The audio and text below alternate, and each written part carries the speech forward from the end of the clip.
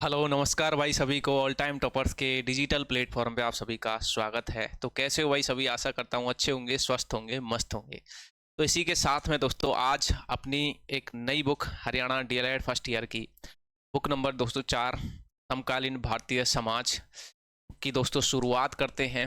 और शुरुआत की दोस्तों अपना जो फर्स्ट यूनिट है दोस्तों औपनिवेशवाद जो है, ठीक है, यानी कि भारतीय समाज, अर्थव्यवस्था और राजनीति पर औपनिवेशवाद का क्या प्रभाव रहता है। यानी कि दोस्तों एक देश जो कि दूसरे देश पर शासन करता है, नियंत्रण स्थापित करता है, वहाँ के अर्थव्यवस्था को दोस्तों वहाँ की अर्थव्यवस्था पर, वहाँ के समाज पर, वहाँ की संस्कृति पर, यानी कि दोस्तों जो शासन करता है यानी कि समाज, संस्कृति, अर्थव्यवस्था पर, उस देश पर दोस्तों वहाँ पर उसका क्या प्रभाव होता है, वहाँ की परंपराओं को क्या चेंज करता है वो, ठीक है।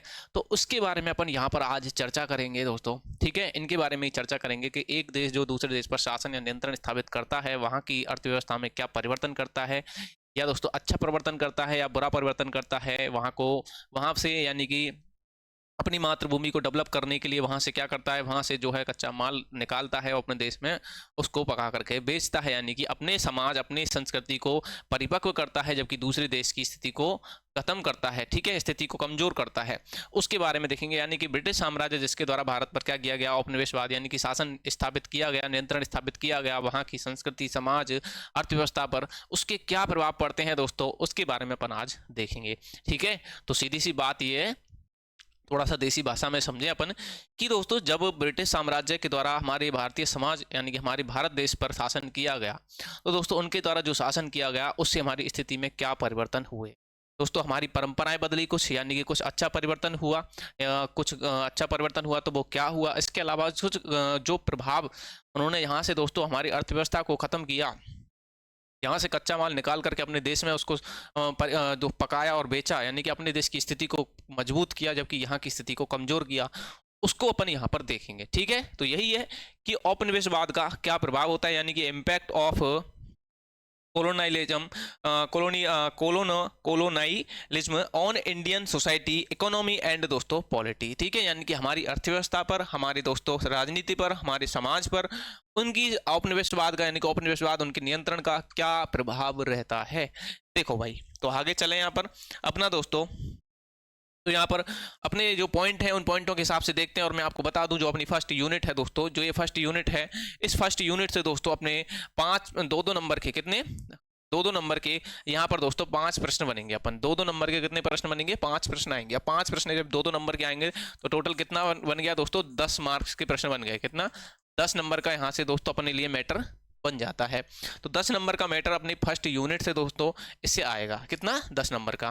तो दो दो नंबर के प्रश्न यहाँ से बनते हैं भाई, ठीक है। कितने नंबर के, दो दो नंबर के। अब देखो अपन यहाँ पर बात करें दोस्तों भारतीय समाज तथा राजनीति पर औपनिवेशवाद के क्या प्रभाव है, उनका वर्णन कीजिए। ये प्रश्न है अपना कि भारतीय समाज, राजनीति और औपनिवेशवाद के प्रभाव का वर्णन कीजिए।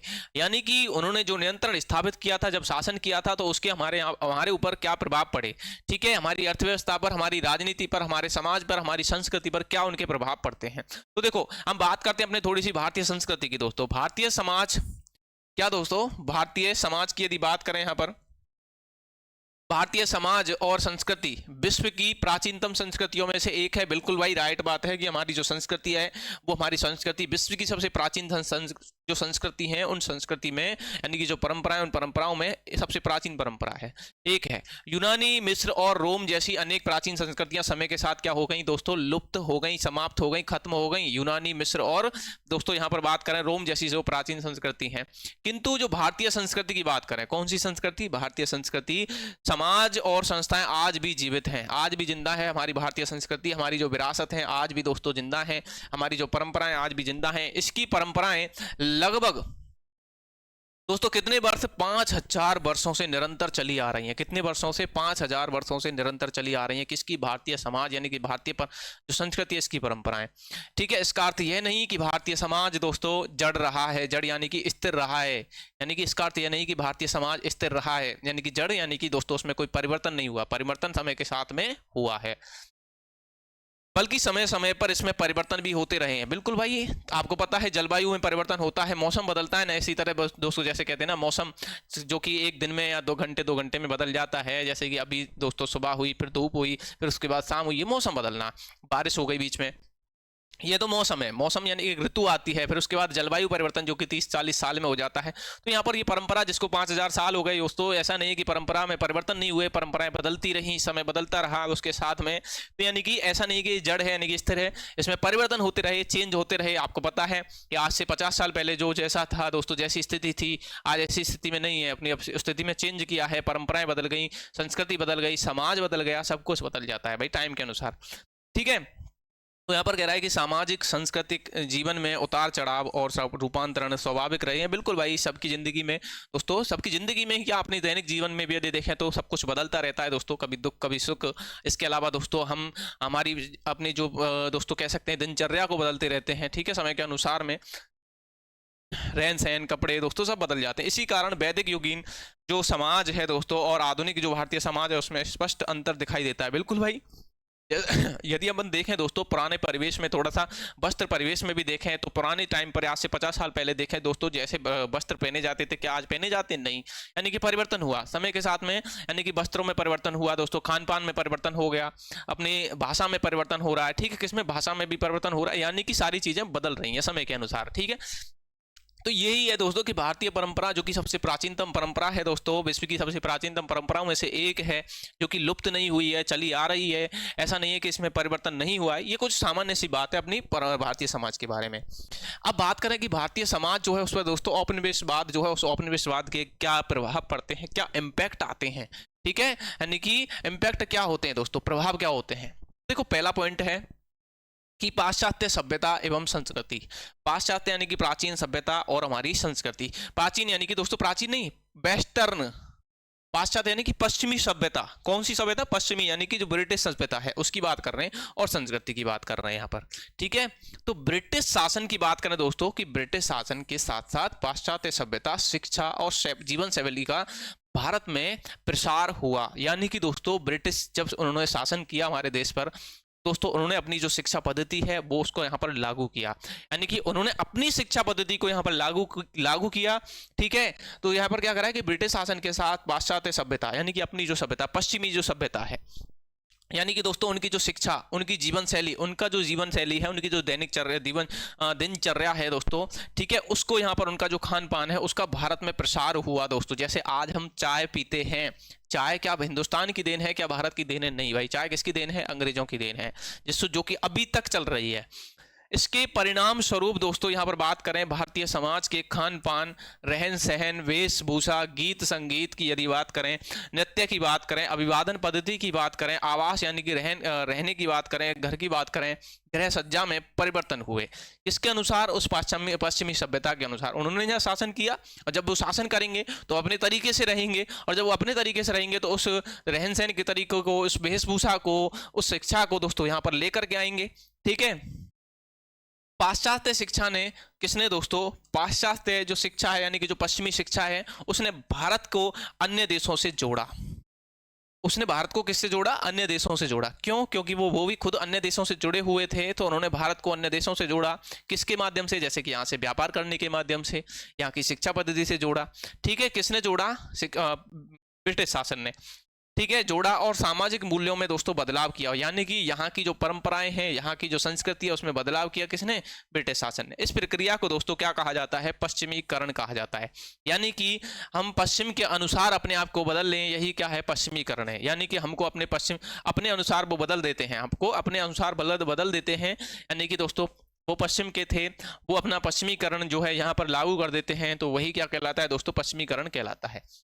दोस्तों इतिहासकार है डॉक्टर एम.एन. श्रीनिवास। कौन है? Doctor M.N.. श्रीनिवास, जो कि एक इतिहासकार है। इनके अनुसार यदि बात करें तो ये क्या कहते हैं कि अंग्रेज अपने साथ नई प्रौद्योगिकी संस्थाएं दोस्तों, यानी कि इंस्टीट्यूट, ज्ञान यानी कि नॉलेज, और विश्वास यानी कि दोस्तों कॉन्फिडेंस की बात करें, विश्वास, ठीक है, और मूल्यों की बात करें, लेकर के आए थे नहीं अपने, यानी कि उनके खुद के मूल्य, उनका ज्ञान, उनकी दोस्तों इंस्टीट्यूट यानी कि जो संस्थाएं यानी कि कॉलेज, स्कूल की बात करें, ठीक है, नई प्रौद्योगिकी की बात करें दोस्तों, लेकर आए। साधनों में क्रांति के माध्यम से उन्होंने क्या भाई? संचार जो साधन है, कौन से संचार के साधन, जैसे आज मोबाइल फोन है, पहले टेलीफोन था, ठीक है, टेलीफोन था, उन टेलीफोन के माध्यम से दोस्तों उन संचार साधनों में क्रांति के माध्यम से उन्होंने भारत का ऐसा एकीकरण किया, क्या भारत का ऐसा एकीकरण किया दोस्तों जो पहले कभी नहीं हुआ। क्या उन्होंने भारत का ऐसा एकीकरण किया संचार के माध्यम से कि जो पहले कभी नहीं हुआ था। ये कैसे होगा, देखो, इसके परिणाम स्वरूप भारतीय समाज में दोस्तों पश्चिमीकरण की जो प्रक्रिया है वो प्रारंभ हो चुकी थी।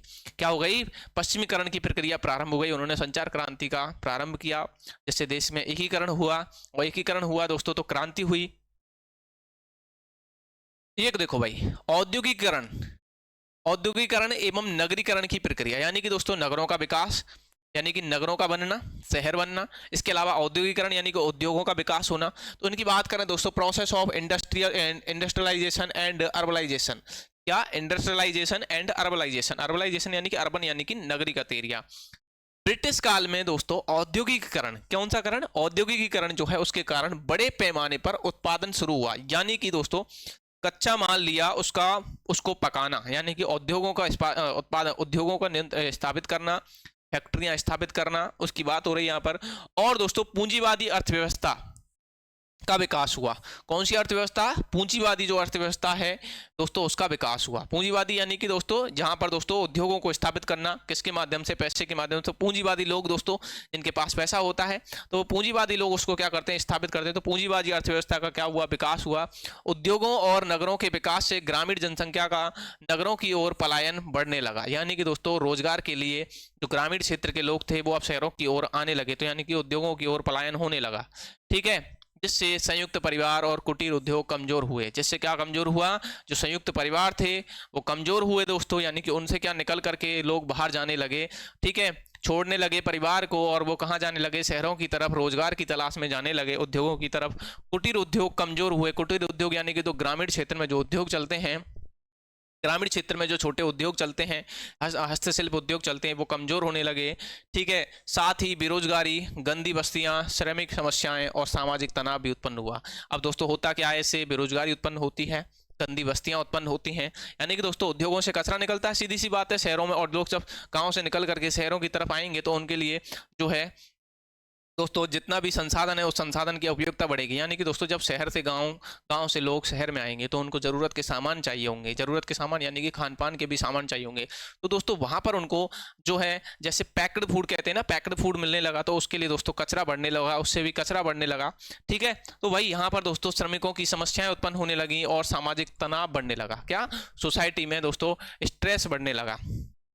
नगरीकरण के प्रभाव से जाति व्यवस्था के खान पान, पेशा दोस्तों, ठीक है, और रहन सहन से जुड़े नियम भी शिथिलता आई, यानी कि दोस्तों जो यानी कि जैसे कि नियम रहते हैं ना गांव में दोस्तों, अब वो दोस्तों जब वो शहर की तरफ जाएगा तो वहां पर उन नियमों के हिसाब से नहीं चलेगा वो, ठीक है। उसमें क्या आई, सरलता आई, स्थिरता आई, यानी कि जो जड़ नियम थे, बड़े कठोर नियम थे, अब वो क्या धीरे धीरे कम होने लगे, वो नियम जो है उनको कम जो है उनमें क्या शिथिलता आ जाती है। इस प्रकार जाति प्रथा, संयुक्त परिवार और ग्राम व्यवस्था में महत्वपूर्ण परिवर्तन हुए। बिल्कुल वही, अब जाति प्रथा में भी परिवर्तन होगा, संयुक्त प्रथा, संयुक्त परिवार प्रथा और दोस्तों जो है कमजोर होने लगेगी, और ग्राम व्यवस्था में थोड़े से महत्वपूर्ण परिवर्तन देखने को मिलते हैं, किससे, औद्योगिकरण और नगरीकरण से। तो यहाँ पर दोस्तों आपको एक 2 नंबर का प्रश्न इससे बन सकता है, कितना, 2 नंबर का प्रश्न इस एक दोस्तों इस कह सकते हैं इस टॉपिक से बन सकता है, इस मोस्ट पॉइंट से बन सकता है कि औद्योगिकरण और नगरीकरण की प्रक्रिया से भारतीय समाज में क्या परिवर्तन आते हैं। इस पर संक्षिप्त में एक उत्तर लिखो, ठीक है। इसके बाद दोस्तों अपन यहाँ पर आगे बात करते हैं, देखो संस्कृतिकरण की प्रक्रिया, यानी कि process of culturization. Doctor M N. Srinivasan की बात करें, उन्होंने संस्कृतिकरण की एक अवधारणा का प्रतिपादन किया, किसने, श्री एम.एन. श्रीनिवासन ने, ठीक है। उनके अनुसार संस्कृतिकरण वह प्रक्रिया है दोस्तों जिसके द्वारा निम्न जाति, जनजाति या कोई सामाजिक समूह, दोस्तों क्या, कोई सामाजिक समूह किसी उच्च एवं प्राय द्विज जाति के रीति रिवाजों, कर्मकांडों, विचारधारा और दोस्तों जीवन पद्धति का अनुकरण करता है। आई बात समझ में कि एम.एन. श्रीनिवासन जो है उन्होंने संस्कृति का प्रतिपादन कैसे किया कि उनके अनुसार दोस्तों संस्कृतिकरण वह प्रक्रिया है जिसके द्वारा निम्न जाति यानी कि नीची जाति के लोग बोल लेते हैं ना उनको, निम्न जाति जनजाति यानी कि शेड्यूल ट्राइब्स जो होती हैं दोस्तों, और कोई सामाजिक संगठन समूह की बात करें, कोई भी सामाजिक समूह हो, ठीक है, और प्राय द्विज जाति, द्विज यानी कि जैसे कि ब्राह्मण को बोलते हैं द्विज जाति के दोस्तों लोग के रीति रिवाजों, उनके कर्मकांडों और दोस्तों उनकी जो विचारधाराएं हैं, अलग अलग जाति की अलग अलग विचारधारा और कर्मकांड होते हैं दोस्तों, ठीक है, जीवन पद्धति का अनुकरण करता है। बिल्कुल भाई, संस्कृति। इसके परिणाम स्वरूप वह जाति अपने परंपरागत स्थान से उच्च समाज स्थान का दावा करने लगती है, ठीक है, जिससे सामान्यतः एक दो पीढ़ियों के बाद मान्यता मिलती है। यानी कि दोस्तों यहाँ पर बात होती है कि कोई भी जाति दोस्तों जो अपने कर्मकांडों के हिसाब से चल रही है, ठीक है, कर्मकांडों के हिसाब से चल रही है, यहाँ पर बात करने लगती है कि वो क्या करने लगती है, वो कर्मकांडों का, अपने रीति रिवाजों का दावा करने लग जाती है कि हमारे कर्मकांड, हमारे रीति रिवाज ऐसे हैं, तो हम तो इस जाति के लोग हैं। तो वहाँ पर वो अपने स्थान में क्या करती है, एक दो पीढ़ियों के बाद दोस्तों उसको मान्यता मिलने जाती है उस जाति में, उस समाज में जाने की। इस तरह की बात हो रही है यहाँ पर, ठीक है। प्रोफेसर श्रीनिवास जो है दोस्तों, वो क्या कहते हैं कि संस्कृतिकरण से केवल जातीय स्थिति और व्यवहार में ही नहीं बल्कि मूल्यों और विचारों में भी परिवर्तन आता है। कि जो जातीय स्थिति होती है दोस्तों, हर किसी की अलग अलग जाति का होता है लोग, जातीय स्थिति और व्यवहार में ही नहीं, यानी कि उसके बिहेवियर में नहीं दोस्तों, उसके मूल्यों में और उसके विचारों में भी परिवर्तन आता है, यानी कि उसके विचार बदल जाते हैं। आधुनिक भारत में इस प्रक्रिया के दोस्तों कारण निम्न जातियों में नवीन विचारों, मूल्यों और आदतों का समावेश हुआ और उनकी दोस्तों हीन भावना में कमी आई। यानी कि जो अपने आप को हीन समझते थे दोस्तों निम्न जाति के लोग, अब वो दोस्तों अपने आप को, उनके विचारों में क्या आता है, इससे परिवर्तन आता है। यानी कि निम्न जातियों में नवीन विचारों का दोस्तों, मूल्यों का और आदतों का क्या होता है, समावेश होता है उनमें, और वो अपने आप को हीन नहीं समझते अब, यानी कि उनमें हीन भावना की क्या आती है, कमी आती है। इसके बाद है दोस्तों के कृषि पेशे का यांत्रिकरण और आधुनिकीकरण। यानी कि कृषि पेशा, जो लोग कृषि करते हैं दोस्तों, उनके लिए यंत्रों की सुविधा होने लग जाती है, यानी कि मशीनें आ जाती हैं। इसके अलावा दोस्तों यहाँ पर आधुनिकीकरण यानी कि मॉडर्नाइजेशन आता है। मॉडर्नाइजेशन यानी कि दोस्तों जिस काम को तुम मान के चलो बैलों से खेती कर रहे हो दोस्तों, वहां पर तुमको थोड़ी सी सुविधाएं मिल जाए तुमको, तो भाई तुम्हारे लिए क्या होगा, यानी कि औद्योगिकरण, यानी कि क्या हो गया, आधुनिकीकरण आ गया। क्या हो गया, जिस परंपरा से चल रहे थे दोस्तों तुम, जिस काम को पहले जिस तरीके से करते थे उसको कुछ आधुनिक तरीके से करने लग गए, कुछ सरलता आ गई उसमें, तो वो क्या हो गया दोस्तों, वहां पर आपके लिए आधुनिकीकरण आ गया। क्या हो गया वहां पर, वो हो गया आधुनिकीकरण। अब इसी बात को अपन बात करते आगे बढ़ाते हैं कि इस प्रक्रिया की दोस्तों देखो, भारत एक कृषि प्रधान देश है, बिल्कुल पता है सबको, लगभग 80% जनसंख्या आज भी कृषि पर निर्भर है, ठीक है, एवं ग्रामीण जीवन से जुड़ी हुई है। प्राचीन काल से कृषि भारतीयों का मुख्य व्यवसाय रहा है। प्राचीन काल से जो कृषि है, जो कृषि क्षेत्र है दोस्तों, इसकी बात करें, ये भारतीयों का मुख्य व्यवसाय रहा है। बिल्कुल सही बात है भाई। यूरोप की औद्योगिक क्रांति, किसकी, यूरोप की औद्योगिक क्रांति, मशीनों के आविष्कार एवं और नवीन कृषि दोस्तों, क्या, मशीनों के आविष्कार, नवीन कृषि तकनीकों के प्रभाव से भारत में कृषि का पेशा धीरे धीरे यंत्रीकरण और आधुनिकीकरण की ओर बढ़ रहा है। बिल्कुल भाई, जब आपके लिए मशीनें मिलेंगी, मशीनों का आविष्कार होगा, खेती करने के लिए मशीनें उपलब्ध होने लग जाएंगी, ठीक है, यानी कि जैसे ट्रैक्टर कहते हैं ना, पहले बैल चलते थे, फिर ट्रैक्टर आया दोस्तों, फिर जुताई के साधन आने लग गए, बहुत सारी चीजें आ गई नवीन कृषि तकनीकों के प्रभाव से। अब भारत का जो कृषि का जो पेशा है दोस्तों, उसमें यंत्रीकरण आया, यंत्रीकरण यानी कि यंत्र आ गए, और यंत्र आ गए यानी कि आधुनिकीकरण आ गया, ठीक है। इस प्रक्रिया के परिणाम स्वरूप दोस्तों भारतीय कृषि क्रांति के चरण पर भारत किस में पहुंचा, कृषि क्रांति के चरण में पहुंचा, बिल्कुल, यानी कि क्रांति आ गई दोस्तों, क्या आ गई, क्रांति आ गई।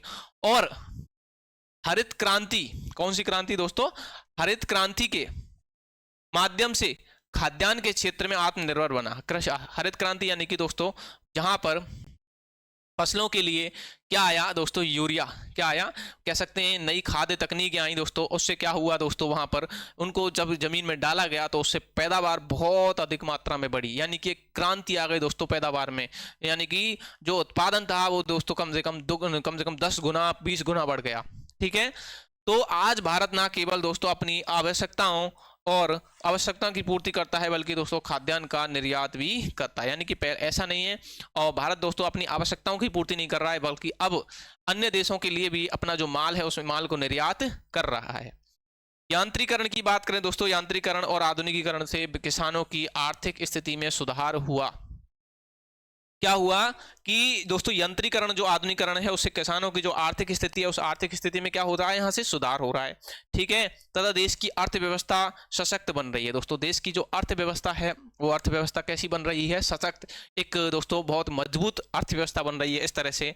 ठीक है, साथ ही कृषि जो कृषक है यानी किसान है उनके विचारों, उनके मूल्यों, रहन सहन और खान पान में दोस्तों भी उल्लेखनीय परिवर्तन हो रहा है। यानी कि जो किसान है उन किसानों के दोस्तों रहन सहन में, उनके मूल्यों में, उनके विचारों में और दोस्तों खान पान में भी क्या आ गया, अब परिवर्तन आ गया। जैसे पहला खाते थे नहीं, अब उससे अच्छा खा रहे हैं। ठीक है,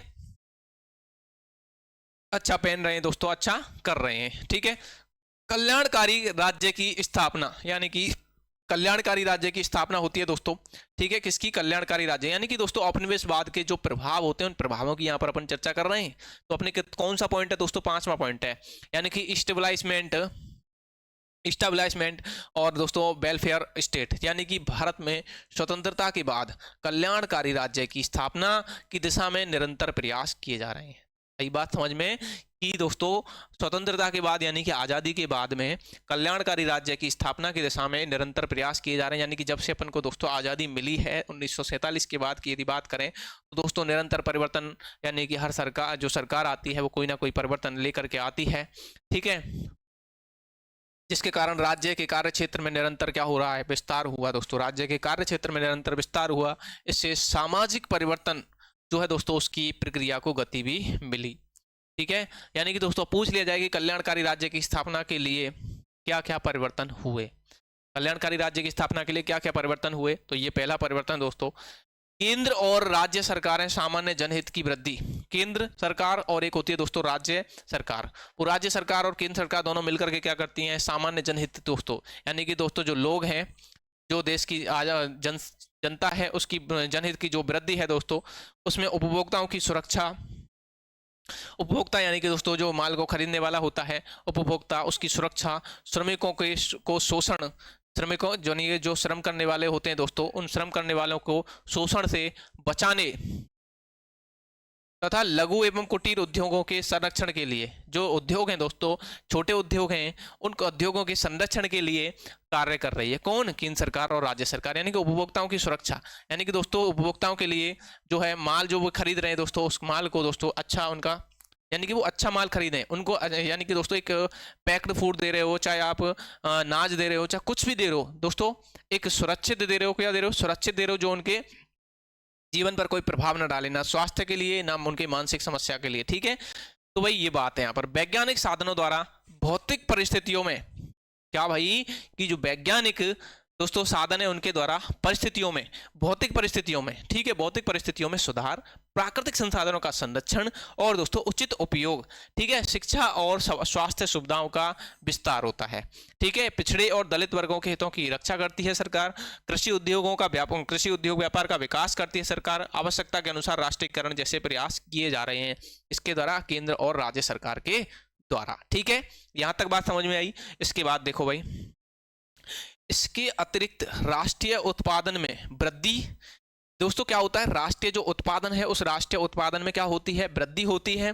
ठीक है, राष्ट्रीय धन का समान वितरण होता है, किसका, राष्ट्रीय जो धन है उस धन का समान वितरण होता है। भारतीय संस्कृति जो है दोस्तों क्या, भारतीय संस्कृति का संरक्षण एवं विकास हेतु वैज्ञानिक शोधों और राष्ट्रीय संग्रहालयों की स्थापना भी होती है। समझो भाई कि राष्ट्रीय उत्पादन में वृद्धि होती है, नेशनल, यानी कि दोस्तों देश में जैसे कि गेहूं है, गेहूं का उत्पादन बढ़ गया तो उत्पादन में वृद्धि हो गई, किसमें, देश यानी राष्ट्र के उत्पादन में वृद्धि होती है। राष्ट्रीय धन का समान वितरण होता है दोस्तों, यानी कि सभी राज्यों के लिए जब बजट पारित होता है सभी के लिए दोस्तों समान रूप से क्या की जाती है, सुविधाएं की जाती हैं, सभी के लिए समान रूप से बजट दिया जाता है, सभी के लिए सुविधाएं दी जाती हैं, तो धन का समान वितरण। भारतीय जो संस्कृति है उसके संरक्षण, यानी कि जो हमारी संस्कृति है दोस्तों उसकी सुरक्षा, उसके संरक्षण के लिए, ठीक है, विकास हेतु वैज्ञानिक शोधों यानी कि रिसर्च और राष्ट्रीय संग्रहालयों यानी कि जो म्यूजियम है, नेशनल म्यूजियम है, उनकी स्थापना भी की जा रही है। यानी कि दोस्तों हमारी जो विरासत है, हमारे जो ऐतिहासिक स्थल हैं, हमारे जो ऐतिहासिक सामान हैं, राजा महाराजाओं के दोस्तों जो भी सामान रखे हुए हैं, ठीक है, ऐतिहासिक जो भी कोई सामान है दोस्तों उनको सुरक्षित रखा जा सके, ठीक है, ये सरकार कर रही है। यद्यपि उपलब्धियां और अपेक्षाकृत सीमित रही हैं, यद्यपि उपलब्धियां जो हैं, हमारी जो उपलब्धियां दोस्तों, हमने जो क्या हासिल कर लिया है वो थोड़ी सी लिमिटेड रही हैं, अपन ने ज़्यादा हासिल नहीं किया है यानी कि, ठीक है। फिर भी इन निरंतर प्रयासों के कारण हम प्रयास कर रहे हैं, उसके कारण जो भारतीय दोस्तों समाज है उसमें सतत सामाजिक परिवर्तन हो रहे हैं। लेकिन हमारे प्रयास जो है दोस्तों, हमारी सरकार के जो प्रयास हैं उनसे कुछ ना कुछ परिवर्तन हो रहा है, ये बात यहाँ पर हो रही है। तो कल्याणकारी राज्य की दोस्तों स्थापना के लिए क्या क्या सरकार कर रही है, यहाँ पर किया था सरकार ने, ये बात यहाँ पर हो रही है दोस्तों, ठीक है। इसके बाद है दोस्तों सामाजिक विधान यानी कि सोशल लेजिस्लेशन की यदि बात करें यहाँ पर तो देखो, स्वतंत्रता के बाद की बात हो रही है दोस्तों। स्वतंत्रता के बाद पारित विभिन्न सामाजिक विधानों ने, स्वतंत्रता के बाद विभिन्न सामाजिक जो विधान है दोस्तों, उन सामाजिक विधानों ने भारतीय समाज में परिवर्तन लाने में महत्वपूर्ण भूमिका निभाई। यानी कि स्वतंत्रता के बाद की जो सामाजिक सरकार है दोस्तों, समाज ने क्या परिवर्तन किए सरकार ने, उनके बारे में देखते हैं। तो देखो भाई, यानी कि स्वतंत्रता के बाद के कुछ परिवर्तन, पहला है विशेष विवाह अधिनियम 1954। कौन सा? विशेष विवाह अधिनियम दोस्तों 1954 की यदि यहाँ पर क्या करें अपन बात करें, विशेष विवाह अधिनियम 1954, इसके अंतर्गत दोस्तों अंतर जातीय विवाह को मान्यता देकर जातिगत भेदभाव को कम किया जाए। दोस्तों आपको पता है ये अभी भी चर्चा में है, अंतर जातीय विवाह यानी कि इंटरकास्ट मैरिज। यानी कि दोस्तों कोई उच्च वर्ग या उच्च जाति का कोई भी व्यक्ति कोई निम्न वर्ग के जो भी जो है शादी कर सकता है। कोई महिला उच्च जाति की है, वो निम्न वर्ग से, या उच्च जाति का कोई पुरुष निम्न वर्ग की महिला से शादी कर सकता है। यानी इससे क्या होगा दोस्तों, भेदभाव कम होगा। क्या होगा? भेदभाव कम होगा। यानी कि जातीय जो भेदभाव होता है दोस्तों, जो कि वर्तमान में आपको पता है चर्चा में है बहुत ज़्यादा, वो कम हो जाए।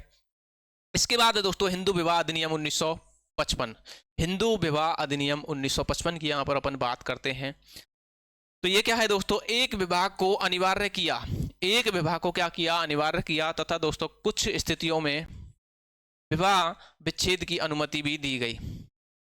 एक विवाह को दोस्तों, यानी कि एक विवाह करना है आपको, बहु विवाह नहीं करना है, कई सारे विवाह नहीं करने, एक व्यक्ति को एक विवाह ही करना है। कैसा विवाह? एक विवाह करना है। कुछ स्थितियों में विवाह विच्छेद यानी कि जो विवाह टूट जाता है दोस्तों, कुछ स्थितियों में उसकी अनुमति है, लेकिन आपको एक विवाह करना है, और कुछ स्थितियों में अनुमति है, तब जाकर के आप दूसरा विवाह कर सकते हो। ठीक है, तो यहाँ पर दोस्तों हिंदू विवाह अधिनियम 1955 की बात करते हैं, ये संशोधन किया गया। इसके बाद है दोस्तों बाल विवाह निरोधक अधिनियम, कब? 1929 में। तो बाल विवाह निरोधक अधिनियम 1929 की बात करें यहाँ पर देखो, इसके अनुसार विवाह की न्यूनतम आयु लड़कों के लिए 21 वर्ष और लड़कियों के लिए दोस्तों कितनी निर्धारित की गई है? 18 वर्ष निर्धारित की गई। कब? 1929 के अधिनियम के द्वारा। ठीक है, बाल विवाह निरोधक जो अधिनियम है 1929, उसके अनुसार विवाह की न्यूनतम आयु लड़कों के लिए 21 वर्ष, लड़कियों के लिए 18 वर्ष है।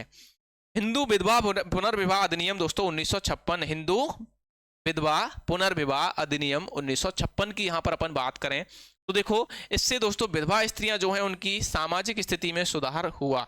यानी कि दोस्तों विधवा स्त्री जो कम उम्र में ही विधवा हो जाती है, वो दोबारा से विवाह कर सके और अपनी सामाजिक स्थिति में परिवर्तन फिर से कर सके। ठीक है, तो ये 1956 में हुआ। यानी कि दोस्तों इसके बाद अस्पृश्यता यानी कि अपराध अधिनियम 1955, ये क्या होता है दोस्तों? ये होता है जैसे कि छुआछूत होती है, छुआछूत होता है ना, तो छुआछूत दोस्तों उसकी बात करें, उससे जुड़े प्रतिबंधों को समाप्त करने की सहायता की। ठीक है, यानी कि कोई भी व्यक्ति किसी के साथ किसी प्रकार का जातिगत जो है टिप्पणी या छुआछूत ना करे भाई। ठीक है, कि उसके हाथ से पानी नहीं पीना है, उसके घर से पानी नहीं पीना है, वो उस जाति का लोग है, उस जाति के लोग हैं, ऐसा नहीं है। ठीक है, ऐसा नहीं करना है। तो ये किसके लिए है? अब अस्पृश्यता यानी कि अधिनियम 1955 की यहाँ पर बात कर रहे हैं अपन दोस्तों। ठीक है, इसके बाद देखो भाई हिंदू उत्तराधिकार अधिनियम 1956। तो हिंदू उत्तराधिकार अधिनियम कब आता है? ये भी 1956 में आता है। कब आता है? 1956 में। देखो भाई, इसके अंतर्गत दोस्तों पत्नी माता के साथ साथ पुत्री को भी संपत्ति का अधिकार प्राप्त हुआ। यानी कि दोस्तों जो जैसे बेटों के लिए दोस्तों संपत्ति होती है ना, कि बेटों के लिए ही संपत्ति मिलेगी। ठीक है, तो इसमें दोस्तों क्या हुआ कि पत्नी माता के साथ साथ पुत्री को भी संपत्ति का अधिकार, यानी कि भाइयों के साथ दोस्तों बहन को भी क्या होगा? संपत्ति का अधिकार का हक होगा। ठीक है, कि वो भी संपत्ति पर अपना हक जता सकती है। ठीक है, यानी कि विवाह के बाद भी। इसके प्रकार दोस्तों सामाजिक विधान भारतीय समाज में समानता, न्याय और परिवर्तन के प्रमुख साधन सिद्ध हुए। यानी कि भारतीय जो भारत है दोस्तों, उसमें कई सारे सामाजिक विधान हुए भारतीय समाज में कई सारे परिवर्तन हुए आज़ादी के बाद में दोस्तों, जिससे दोस्तों समानता आई, न्याय और न्याय यानी कि न्याय देखने को मिला, सबके साथ समान न्याय की भावना, और परिवर्तन के कुछ प्रमुख यहाँ पर दोस्तों साधन सिद्ध हुए थे, बिल्कुल सिद्ध हुए भाई, ठीक है।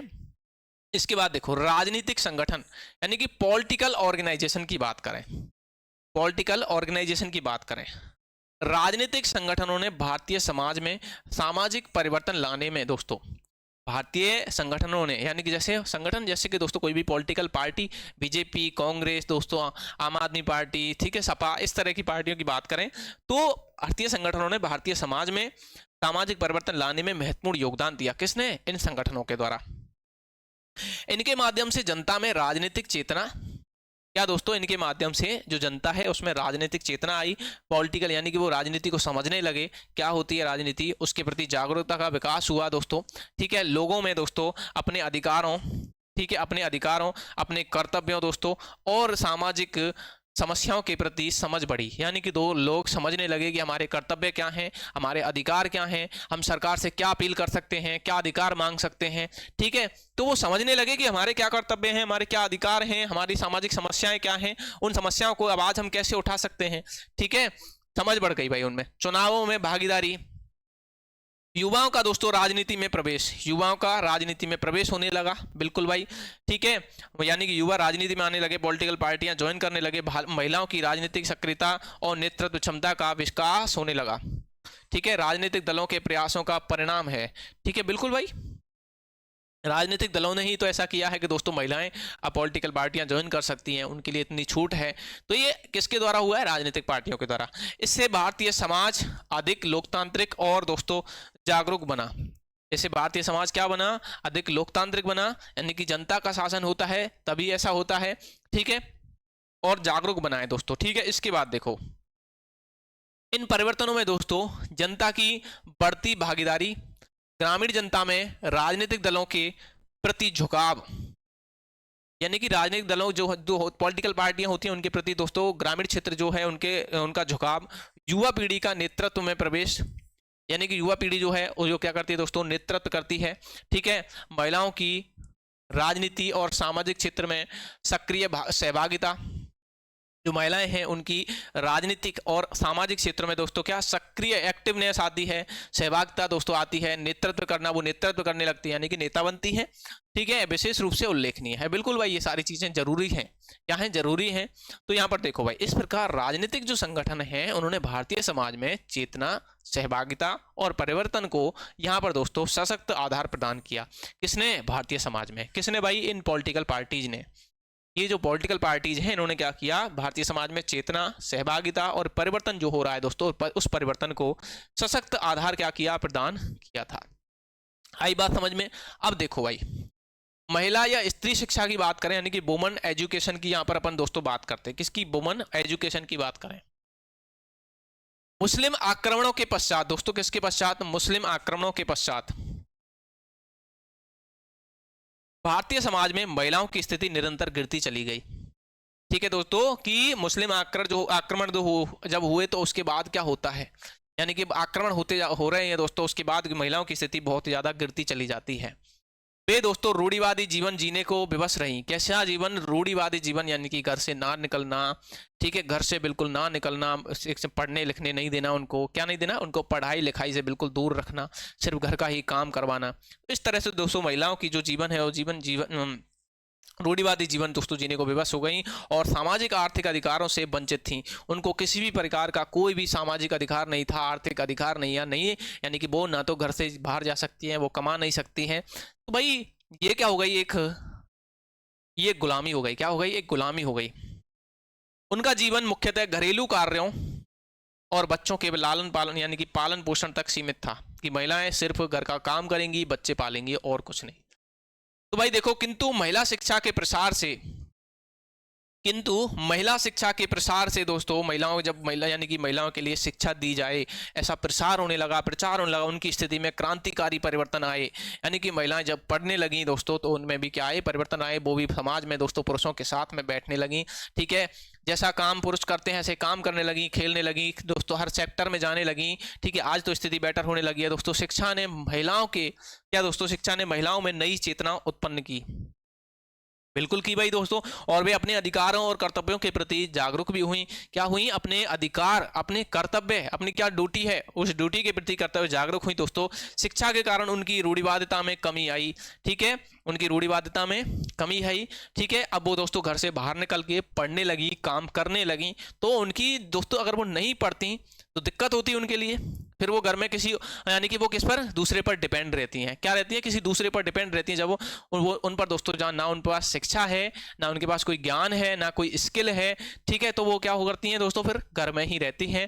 ठीक है, अपने बच्चों को पालती हैं, खाना बनाने का काम करती हैं, इसके अलावा और कुछ नहीं दोस्तों। वहां पर जब उन्होंने शिक्षा प्राप्त की, तो उस शिक्षा को प्राप्त करने के बाद उनके अंदर जो चेतना आई दोस्तों, यानी कि वो पढ़ी लिखी, इसके अलावा काम किया, तो दोस्तों वो समाज में की भी क्या हुई, एक रेपुटेशन बनी दोस्तों। ठीक है, और वह केवल घर की चार दीवारी तक सीमित नहीं रही, अब वो बाहर निकली। तो ये दोस्तों महिला और स्त्री शिक्षा की बात यहां पर हो रही है, कब, आजादी के बाद में। इसके बाद अपन बात करें दोस्तों, आज महिलाएं नौकरी और व्यवसाय कर रही हैं, सामाजिक संगठनों की सदस्य हैं, आज वो पॉलिटिकल पार्टीज में भी हैं। ठीक है, राजनीति में सक्रिय भूमिका निभा रही हैं, बिल्कुल है भाई, राजनीति में सब महिलाएं हैं। विवाह संबंधी निर्णय स्वयं लेती हैं दोस्तों, क्या मुझे विवाह करना है, नहीं करना है, किससे करना है, कैसे करना है। समाज सेवा में भाग ले रही हैं, यानी कि सोशल वर्क जो है, आज सोशल वर्क में भी जो है भाग ले रही हैं, कौन, महिलाएं। अतः यह स्पष्ट है कि भारतीय समाज में महिलाओं की स्थिति में दोस्तों आए अधिकांश परिवर्तन महिला शिक्षा के लिए विस्तार का ही परिणाम है। बिल्कुल दोस्तों, जो परिवर्तन महिलाओं की स्थिति में हो रहे हैं, तो वो परिवर्तन दिखाते हैं कि आगे आने वाले टाइम में महिलाएं और भी अच्छा करेंगी, और इसी तरह परिणाम जो है यानी कि उनमें परिवर्तन होता रहेगा। यानी कि जो परिवर्तन इस तरह से हो रहे हैं दोस्तों, अगर ऐसे ही आगे भी होते रहे तो और जो है अच्छा बदलाव देखने को महिलाओं की स्थिति में मिलेगा।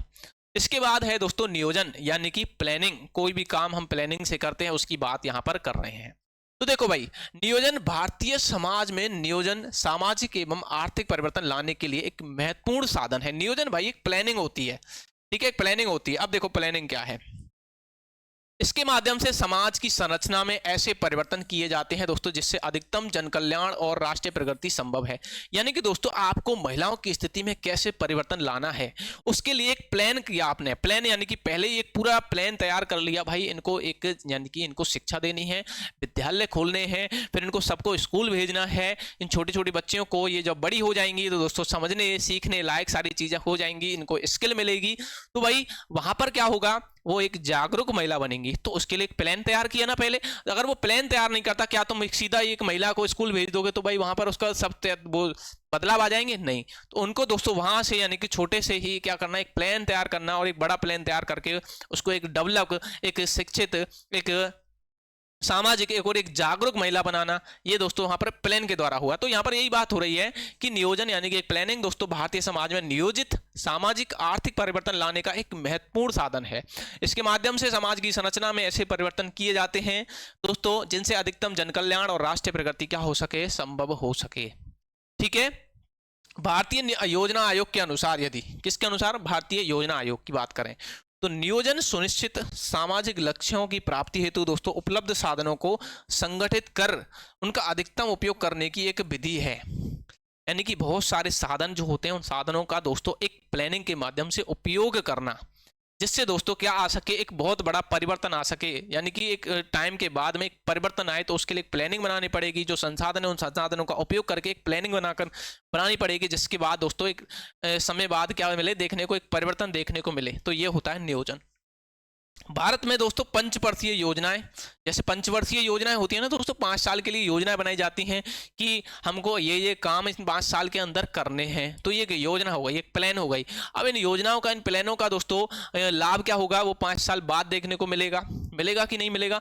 तो एक लंबे समय टाइम के बाद दोस्तों उनका लाभ देखने को मिलता है। यानी कि दोस्तों जैसे महिलाओं के लिए किसी में दोस्तों आप किसी पॉलिटिकल पार्टी में आने के लिए 50% की छूट देते थे, तो वहां महिलाएं आती हैं दोस्तों, क्या महिलाएं वहां पर प्रवेश करती हैं। अब दोस्तों महिलाएं जब वहां पर आती हैं तो 5 साल के बाद दोस्तों वहां पर कुछ परिवर्तन देखने को मिलता है, यानी कि महिलाओं की स्थिति में क्या आता है, परिवर्तन आता है। क्या आता है, महिलाओं की स्थिति में परिवर्तन आता है। अब 5 साल बाद और दोस्तों यानी कि ये महिलाएं जो इस पॉलिटिकल पार्टी में बैठी हैं, यह भी यहाँ पर कुछ पंचवर्षीय योजना लेकर के आती हैं, तो ये महिलाओं के लिए कुछ लेकर के आएंगी, समाज के लिए कुछ लेकर के आएंगी दोस्तों, और अधिक परिवर्तन देखने को मिलेंगे। ठीक है, तो ये बात दोस्तों यहाँ पर हो रही है। अब यहाँ पर अपन बात करें भाई, आगे देखो, आगे अपन बात करें, चर्चा करें कि भाई देखो, भारत में पंचवर्षीय योजना नियोजन का एक प्रमुख उदाहरण है। इसके माध्यम से आर्थिक जो विकास है दोस्तों, उसके साथ साथ सामाजिक सांस्कृतिक जीवन में भी परिवर्तन लाने के प्रयास किए गए। बिल्कुल भाई, इससे आर्थिक विकास भी होता है और सामाजिक परिवर्तन भी होते हैं। समाज में महिलाओं की स्थिति अच्छी होती है, ठीक है, वो जागरूक होती हैं। क्या होती हैं, जागरूक होती हैं। अगर महिलाएं पढ़ेंगी नहीं, लिखेंगी नहीं, तो भाई महिलाएं जागरूक हो जाएंगी क्या, नहीं हो पाएंगी। तो भाई पढ़ना बहुत जरूरी है, शिक्षा बहुत जरूरी साधन है दोस्तों, एक जागरूक, एक समझदार इंसान बनने के लिए। ठीक है, इसके बाद देखो भाई, नियोजन के प्रमुख प्रभाव क्षेत्र, यानी कि जो प्लानिंग करते हैं उसके क्या प्रभाव होते हैं दोस्तों, उसके क्या प्रभाव देखने को मिलते हैं। देखिए, कृषि उत्पादन में वृद्धि हो गई।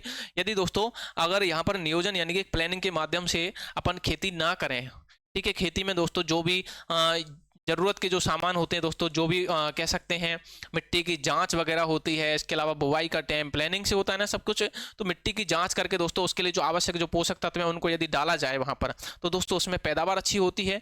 और पैदावार अच्छी होगी यानी कि उसके लिए पहले ही हमको उसमें मिट्टी में दोस्तों ये जो पोषक तत्व है वो डालने पड़ते हैं। तो उसके बाद दोस्तों उसमें बीज वगैरह जो है जो डाला जाता है, यानी कि वो अच्छा पैदा होता है, यानी कि वो प्लानिंग के माध्यम से होता है। तो उससे फिर कृषि उत्पादन में वृद्धि होती है। ठीक है, तो देखो यहाँ पर कि कृषि उत्पादन में वृद्धि, पिछड़ी जातियों, जनजातियों व पिछड़े वर्गों का कल्याण होता है। बिल्कुल भाई, उनके लिए आपको योजना लेकर के आए, योजना लेकर के आए दोस्तों, तो उस योजना का उनको लाभ मिलता है, तो कुछ समय बाद दोस्तों उनकी स्थिति में परिवर्तन आने लगता है। तो सीधी सी बात है, जब पिछड़ी जातियां, जनजातियां, पिछड़े वर्गों का कल्याण, यानी कि दोस्तों आपने देखा होगा जनजातियों के लिए कुछ कार्यक्रम किए जाते हैं। जैसे राजस्थान में बात करें दोस्तों, डांग क्षेत्र विकास कार्यक्रम आता है, मगरा क्षेत्र विकास कार्यक्रम आता है, शहरिया क्षेत्र विकास कार्यक्रम आता है। किसके लिए आता है दोस्तों, जनजातियों के लिए। ये उनको दोस्तों आर्थिक रूप से लाभ दिए जाते हैं, सामाजिक रूप से लाभ दिए जाते हैं। ठीक है, उनके सामाजिक यानी कि शिक्षा के लिए उनको दोस्तों मुफ्त में शिक्षा उपलब्ध करवाना, उनको संसाधन उपलब्ध करवाना शिक्षा के, ठीक है, वो सारी चीज़ें दी जाती हैं जिससे कि उनकी स्थिति में क्या आ सकें, परिवर्तन आ सकें। ठीक है, श्रम कल्याण और दोस्तों सामाजिक सुरक्षा, यानी कि जो श्रमिक हैं दोस्तों, जो काम करने वाले हैं, उनके कल्याण के लिए और दोस्तों सामाजिक उनकी सुरक्षा के लिए क्या किए जाते हैं, कार्यक्रम किए जाते हैं, उनको सुविधाएं दी जाती हैं। ठीक है, एक प्लानिंग के माध्यम से उद्योग धंधों, यातायात और संचार का क्या होता है, इससे विकास होता है। ग्राम उद्योग, यानी कि गाँव में जो उद्योग होते हैं, जैसे कुटीर उद्योग होते हैं दोस्तों, हस्तशिल्प उद्योग होते हैं। आवास और सामुदायिक विकास कार्यक्रम दोस्तों, यानी कि उनके लिए घर की सुविधा दी जाती है। ऐसे कार्यक्रम चला करके दोस्तों, प्लानिंग करके, तो उनके प्रभाव क्या होते हैं, उनकी स्थिति अच्छी होती है, परिवर्तन आता है। देखो भाई, सामुदायिक विकास योजनाओं ने ग्रामीण जो जीवन है दोस्तों उसमें बहुमुखी परिवर्तन किए हैं, यानी कि बहुत मुखी, यानी कि बहुत सारे परिवर्तन देखने को मिले हैं। किससे, सामुदायिक विकास जो योजनाएं हैं, यानी कि दोस्तों समुदायों के लिए, किसी समुदाय क्षेत्र के लिए जो योजनाएं चलाई जा रही हैं उनकी बात हो रही है यहाँ पर। वहाँ परिवार नियोजन के द्वारा जनसंख्या नियंत्रण का प्रयास किया गया दोस्तों, जिसके परिणाम स्वरूप उत्साहजनक रहे। सरकार ने इसे और अधिक प्रभावी बनाने हेतु निरंतर प्रयासरत है। यानी कि दोस्तों जैसे जनसंख्या बहुत अधिक बढ़ रही है, तो वहाँ दोस्तों जनसंख्या बहुत अधिक बढ़ रही है, उसके लिए प्लानिंग करती है सरकार कि इसको कैसे कम किया जाए। वहाँ लोगों को जागरूक किया जाए, उनको बताया जाए भाई इससे क्या परिणाम होंगे, आप आगे आने वाले टाइम में आपके जो बच्चे हैं उनके लिए क्या परिणाम, क्या दिक्कतें आएंगी अगर जनसंख्या ज़्यादा बढ़ेगी, बेरोजगारी होगी, क्या होगी, बेरोजगारी होगी, खाने की समस्या होगी, सरकार के पास संसाधन उपलब्ध नहीं होंगे। तो उनको समझाया जाता है कि आप ऐसा मत करो। तो उसके परिणाम जो होते हैं वो उत्साहजनक होते हैं दोस्तों, यानी कि वहाँ पर जो जनसंख्या है उसकी जो दोस्तों कम होने लगती है, क्या होने लगती है, कम होने लगती है। इसके बाद दोस्तों अपन बात करें जनसंख्या वृद्धि। अगला 10वां जो पॉइंट है दोस्तों, जनसंख्या वृद्धि। देखो, यानी कि पॉपुलेशन इंक्रीज होती है। भारतीय समाज में दोस्तों तीव्र गति से बढ़ती जनसंख्या, भारतीय समाज जो है दोस्तों उसमें तीव्र गति से जो जनसंख्या बढ़ रही है दोस्तों, उस जनसंख्या में भी सामाजिक परिवर्तन का एक मुख्य कारक रही है। तीव्र गति से बढ़ती जनसंख्या भी सामाजिक परिवर्तन में एक मुख्य कारक रही है दोस्तों। जनसंख्या वृद्धि ने समाज के लगभग सभी क्षेत्रों का प्रभावित किया है। कौन कौन से क्षेत्र हैं जो जनसंख्या वृद्धि से प्रभावित होते हैं दोस्तों, देखो जनसंख्या वृद्धि के आंकड़े जो 1901 में जनसंख्या अपने राजस्थान वो भारत की कितनी थी, 23.83 करोड़ थी, यानी कि 23 करोड़ 83 लाख जनसंख्या थी दोस्तों। इसके बाद है 1991 में हो गई दोस्तों ये 84.63 करोड़, और 2011 में 121 करोड़ हो गई दोस्तों। और 2021 की बात करें, 2021 जिसकी जनसंख्या रिपोर्ट अभी आई नहीं है, जबकि दोस्तों 2021 की बात करें यहाँ पर, इसकी 2021 की बात करें तो लगभग राजस्थान भारत की जनसंख्या 170 करोड़ से ऊपर जा चुकी है। कितनी? 170 करोड़। तो भाई ये जो 170 करोड़ यानी कि जनसंख्या बहुत बढ़ रही है दोस्तों। तो यहाँ पर बात क्या हो रही है कि जनसंख्या विस्फोट के कारण प्रति व्यक्ति आय जो है दोस्तों अपेक्षित वृद्धि नहीं हो पा रही है, यानी कि जो प्रति व्यक्ति आय उसकी आय में वृद्धि नहीं हो पा रही, प्रत्येक व्यक्ति की आय में वृद्धि नहीं हो पा रही। भाई प्रत्येक व्यक्ति को रोजगार नहीं है तो आय में वृद्धि कहाँ से होगी? ठीक है, राष्ट्रीय आय बढ़ने के बावजूद मूल्य वृद्धि के कारण वास्तविक लाभ सीमित रहा। ठीक है, या राष्ट्रीय आय जो है वो बढ़ने के साथ दोस्तों बावजूद भी जो मूल्य वृद्धि है उसके कारण वास्तविक जो लाभ है वो सीमित रह रहे हैं। कैसे लाभ? वास्तविक लाभ जो मिलने चाहिए हैं वो भी लिमिटेड ही रह गए भाई। किसके कारण? जनसंख्या वृद्धि का।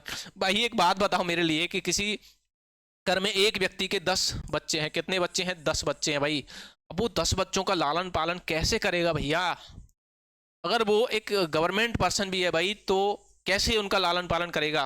ठीक है, क्योंकि भाई पहले तो क्या थे, खेत थे, जमीन थी, जनसंख्या कम थी लोगों के पास, लेकिन अब धीरे धीरे वो जमीन दोस्तों घर में ही कई सारे परिवारों में यानी कि टूट गई, हिस्सों में टूट गई, तो दोस्तों छोटे छोटे हिस्से हो गए उस जमीन के भी। जब जमीन के भी छोटे छोटे हिस्से हो गए तो भाई अब इन 10 बच्चों का क्या होगा? तो यहाँ पर दोस्तों ये अपने लिए खुद के रोजगार के साधन देखेंगे। अगर ये को दोस्तों पढ़े लिखे नहीं हुए, कम पढ़े लिखे हुए, तो उनको दोस्तों उनके मुताबिक ही उनको काम करना पड़ेगा, उसके मुताबिक ही काम करना पड़ेगा, यानी कि अपनी पढ़ाई के मुताबिक ही दोस्तों। तो वहां पर दोस्तों उनको लाभ जो है वो सीमित ही मिलेंगे। ऐसा नहीं है कि हर बच्चे को हर बच्चा अच्छा कर पाएगा, सीमित यानी कि हर बच्चा हर फील्ड में जो है अच्छा कर पाएगा। अब दोस्तों जिसके पास कोई फील्ड ही नहीं है, कोई अपना रोजगार ही नहीं है, तो उसकी जो प्रति व्यक्ति आय वो सीमित ही रह जाएगी। अब देखो भाई प्रमुख प्रभाव क्या पड़ते हैं, जनसंख्या वृद्धि के क्या प्रभाव पड़ते हैं? जनसंख्या वृद्धि का प्रभाव है, पहला प्रभाव दोस्तों आर्थिक क्षेत्र पर प्रभाव पड़ता है। देखो, राष्ट्रीय आय बढ़ी पर जनसंख्या वृद्धि के कारण प्रति व्यक्ति आय अपेक्षा अनुसार नहीं बढ़ी। भाई राष्ट्रीय आय बढ़ी यानी कि दोस्तों जैसे कि आज देश जो है, देश की बात करें दोस्तों, राष्ट्रीय आय, देश की आय बढ़ रही है, यानी कि देश हमारा दोस्तों चौथा सबसे बड़ा अर्थव्यवस्था वाला देश बन गया है, कि भारत दो है पूरे विश्व में चौथी सबसे बड़ी अर्थव्यवस्था है। भाई देश की जनसंख्या भी तो बहुत बड़ी है, हर व्यक्ति कमा रहा है। ठीक है, हर व्यक्ति नहीं कमा रहा, लेकिन इसके अनुसार जनसंख्या के अनुसार देखा जाए तो बहुत, यानी कि जनसंख्या का बहुत बड़ा पार्ट जो है भाई पैसा कमा रहा है। अब कोई कम कमा रहा है, कोई ज़्यादा कमा रहा है, लेकिन भाई इतनी बड़ी जनसंख्या पूरे विश्व में है, सबसे ज़्यादा जनसंख्या वाला देश है, तो उसमें दोस्तों चौथी बड़ी अर्थव्यवस्था होना कोई बड़ी बात नहीं है। तो यहां पर बात हो रही है कि राष्ट्रीय आय बढ़ने से ज्यादा अच्छा होता है कि प्रति व्यक्ति आय बढ़ना। क्या बढ़ना? प्रति व्यक्ति आय बढ़ना। तो भाई लेकिन हमारी जो प्रति व्यक्ति आय वो तो बढ़ नहीं रही है। क्या नहीं बढ़ रही है? प्रति व्यक्ति आय तो बढ़ नहीं रही है, राष्ट्रीय आय बढ़ रही है। तो दोस्तों राष्ट्रीय आय बढ़ रही है लेकिन जनसंख्या वृद्धि के कारण प्रति व्यक्ति आय अपेक्षा अनुसार नहीं है। आप प्रति व्यक्ति आय तो देखो, आप राष्ट्रीय आय देख रहे हो, आप प्रति व्यक्ति आय देखो कि प्रति व्यक्ति आय कितनी है। कोई बंदा इतना कमा रहा है, कोई बंदा इतना ही कमा रहा है भाई। हालांकि अर्थव्यवस्था में इसका भी पैसा शामिल है, उसका भी पैसा शामिल है, तो आप तब जाकर के एक चौथी बड़ी अर्थव्यवस्था बन रहे हो। लेकिन भाई इसकी अर्थव्यवस्था तो देखो, ये तो बिल्कुल भाई गरीब है, ये तो गरीब है। तो भाई यहाँ पर आपको क्या देखना है, सभी की अर्थव्यवस्था, सभी का योगदान अर्थव्यवस्था में तो है, लेकिन क्या सभी को अर्थव्यवस्था का लाभ मिल रहा है? नहीं। तो ये प्रति व्यक्ति आय अच्छी होनी चाहिए, तब जाकर के आपका आर्थिक क्षेत्र अच्छा होगा।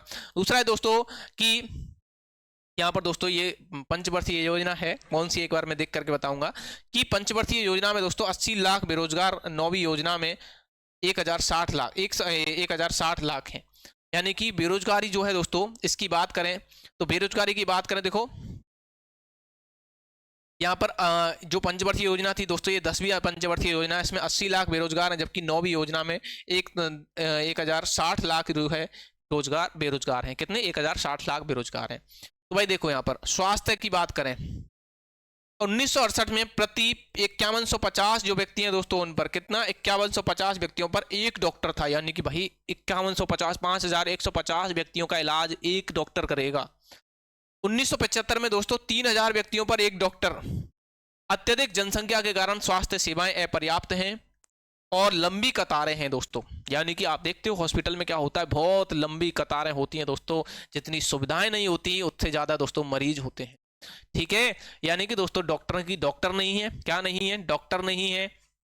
आप देख रहे हो 5150 व्यक्तियों पर एक डॉक्टर दोस्तों। कब 1968 में, 1975 में ये 3000 हो गए। अभी भी ज़्यादा ऐसी स्थिति में दोस्तों परिवर्तन नहीं आया है इस स्थिति में। अगर अपन गवर्नमेंट में देखें इस चीज़ को, किस में देखें, गवर्नमेंट सेक्टर में देखें इस चीज़ को, तो भाई अत्यधिक जनसंख्या के कारण स्वास्थ्य सेवाएं अपर्याप्त और लंबी कतारें आज भी हैं। प्रति व्यक्ति दवाइयों पर खर्च भारत 4 रुपये, अमेरिका 193 रुपये और जापान 117 रुपये। यानी कि हमारा जो देश है दोस्तों, प्रत्येक मरीज पर कितना रुपए, 4 रुपए। प्रत्येक मरीज पर कितना रुपए, 4 रुपए। जबकि अमेरिका एक मरीज पर 193 रुपए और जापान 117 रुपए खर्च करता है। कितना, 117 रुपए खर्च करती है सरकार, करती है अपनी तरफ से। ठीक है भाई। इसके बाद देखो शिक्षा पर क्या प्रभाव पड़ता है दोस्तों जनसंख्या वृद्धि का। 6 करोड़ लोग साक्षर हैं स्वतंत्रता के समय। यानी कि दोस्तों जब भारत आजाद हुआ था तब भारत में कितने लोग करोड़ साक्षर थे, 6 करोड़ लोग। 1991 में दोस्तों 44 करोड़ लोग साक्षर हुए। लेकिन जनसंख्या अनुपात में दोस्तों साक्षरता अभी भी 30% से अधिक नहीं है। यानी कि दोस्तों जनसंख्या के अनुपात में यदि देखा जाए, आज 170 करोड़ की आबादी के अनुसार देखा जाए तो 30% से अधिक लोग साक्षर नहीं है। सिर्फ 30% लोग ही साक्षर हैं। कितने, सिर्फ 30% लोग ही भारत के साक्षर हैं भाई, इससे अधिक साक्षर नहीं है। आवास एवं जीवन स्तर की बात करें दोस्तों, आवास यानी कि रहन सहन, अपना घर और अपना जो जीवन स्तर जो चल रहा है दोस्तों उसकी बात करें। औद्योगिक नगरों में झुग्गी झोपड़ियों, आहता और फुटपाथ प्रमुख निवास स्थान हैं। यानी कि दोस्तों औद्योगिक नगर जहां पर इंडस्ट्रियल एरिया है, उस इंडस्ट्रियल एरिया की यहाँ पर दोस्तों बात करें तो वहां पर दोस्तों लोग झुग्गी झोपड़ियों में, आहता, टेंट वगैरह में और दोस्तों फुटपाथ पर निवास स्थान है। आज भी देखते हो आप दोस्तों दिल्ली जैसी रोड पर, दिल्ली जैसे शहर में दोस्तों जो देश की राजधानी है वहां पर आज भी ऐसी स्थिति है। ठीक है, मुंबई जैसे शहरों में, दिल्ली जैसे शहरों में दोस्तों जो कि देश के महानगर हैं, देश के बड़े महानगर हैं। ठीक है, औद्योगिक जो कि मुंबई की बात करें दोस्तों आर्थिक राजधानी है पूरे देश की, और देश की राजधानी की मेन राजधानी न्यू दिल्ली दोस्तों, आज भी वहाँ पर भी ऐसी स्थिति है।